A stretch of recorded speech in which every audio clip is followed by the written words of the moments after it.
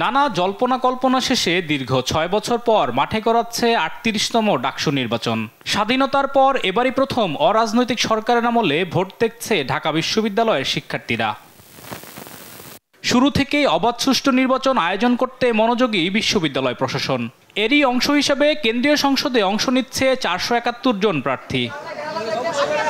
এবারের নির্বাচনে জয়ী হতে হেভিওয়েট প্রার্থীদের নিয়ে ভোটযুদ্ধে নেমেছে ৯টি প্যানেল। এছাড়াও রয়েছেন স্বতন্ত্র প্রার্থীরা।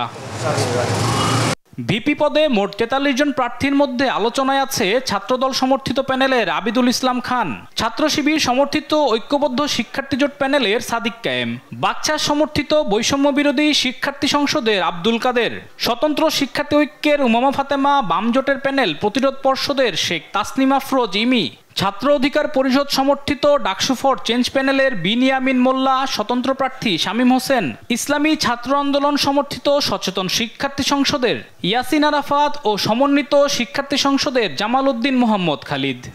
আর সাধারণ সম্পাদক জিএস পদে এগিয়ে আছে ছাত্রদল সমর্থিত প্যানেলের শেখ তানবীর বারী হামিম, ছাত্র শিবির সমর্থিত ঐক্যবদ্ধ শিক্ষার্থী জোট প্যানেলের SM ফরহাদ, বাকছাস সমর্থিত বৈষম্য বিরোধী শিক্ষার্থী সংসদের আবু বাকের মজুমদার, বাম জোটের প্যানেল প্রতিরোধ পর্ষদের মেঘমল্লার বসু ও স্বতন্ত্র শিক্ষার্থী ঐক্যের আলসাদি ভুইয়া।